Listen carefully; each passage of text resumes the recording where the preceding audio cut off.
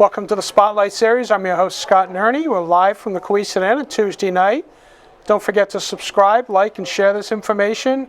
Tonight we have Miss America Johnston teen, Rayna DiGiacomo. Welcome to the Spotlight Series. Thank you.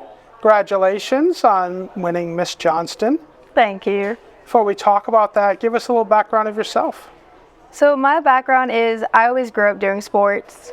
From one sport to another to dance. It's kind of just always been sports to me.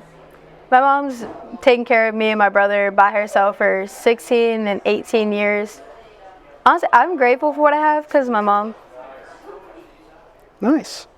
And tell us what started your path towards this Miss America teen. So the way this path started is I started as a princess. So I started as the one who would be with the mentors. So I was actually Molly Andre's princess. And when I got old enough, she talked me into competing. And I've competed for 3 years now, going on for next year. For next year. We're planning ahead? Yeah. Is the word out to everybody else in Johnston? Just a little bit. All right. Yeah, that's fine. Put the fear in them. That's okay.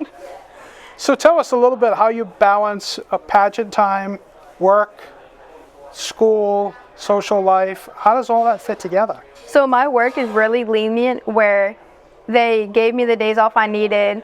They were all supportive, my coworkers, the managers, everyone was super supportive of it. School I managed where on the days I didn't have work or like the pageant rehearsals, I would do all of my schoolwork and get it out of the way.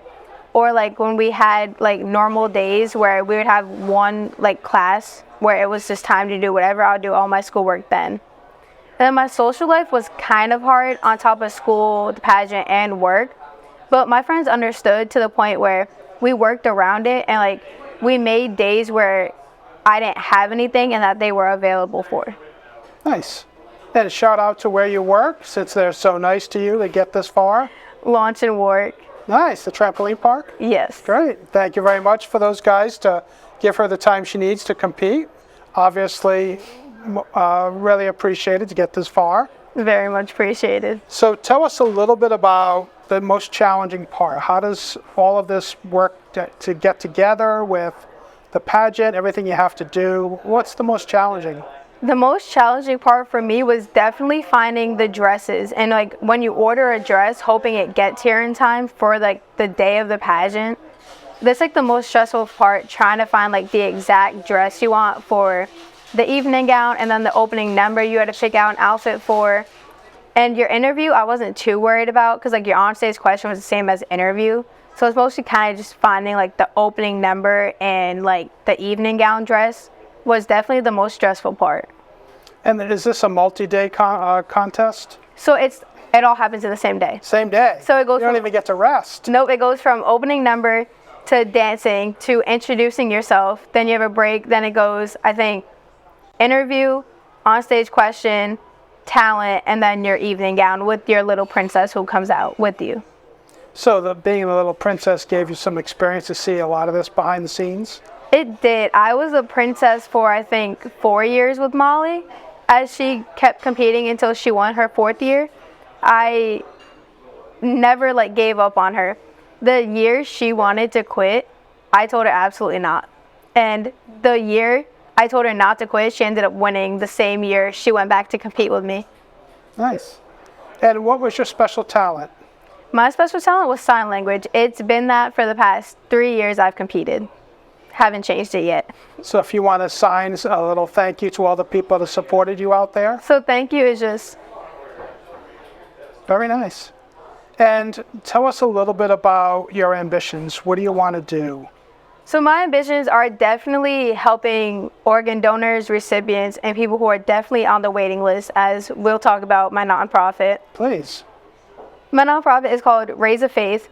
We are collecting toiletries from headphones, toothbrushes, to toothpaste, to deodorant.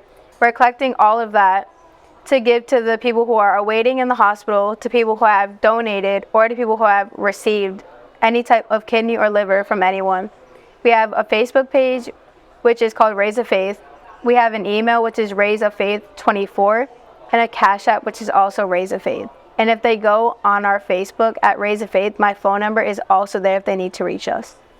And a lot of this nonprofit work is in addition to everything else you're doing? Yeah, so it connects to my platform for my CSI, is what they call it.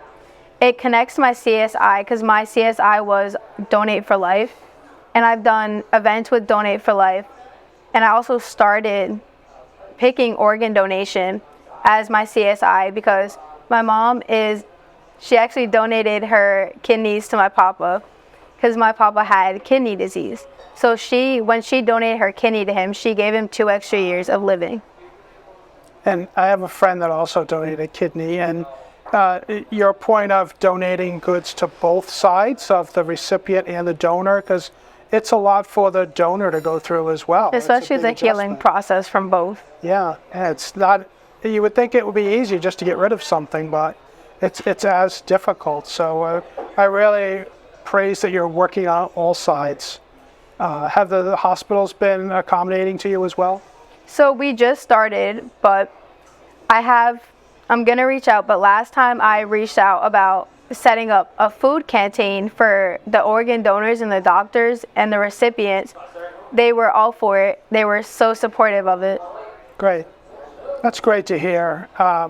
Any other words to people out there, young ladies who may be thinking about a Miss America pageant, and not your competition in Johnston, but for the other cities out there? To not be afraid. Honestly, your first time being on that stage, you will definitely be afraid. I know I was afraid my first year competing on my own. But honestly, with your princess by your side and your family when you get to see them after, it's so joyful. Everyone supports you, flowers, cards. Like my first year when I competed, Molly was there. Her whole family was there, including her fiance's family. He was also there. And just seeing them after made it 10 times better because the nerves go away when everyone's congratulating you, telling you how good you did, and all the pictures and videos from it. It's just amazing. So just go for it. It's a big step, but it's worth it at the end of the day. And next year it'll be even a little easier. Yeah, definitely. All right. Well, thank you so much. We really appreciate you being on. Again, if you give a shout out to your nonprofit and tell us a little how to contact you and follow you. So Raise a Faith, you can find it on Facebook. They have a Cash App, which is Raise a Faith 24. My email is Raise a Faith. And then my phone number, which is 401-470-4530. You can also find it on the Facebook linked in it. Right. Thank you so much. You're doing fantastic work. Your community service initiative is outstanding. And congratulations on Miss Johnston. And we look forward to where you're going in the future. Thank you. It was awesome to be here. Thank you so much.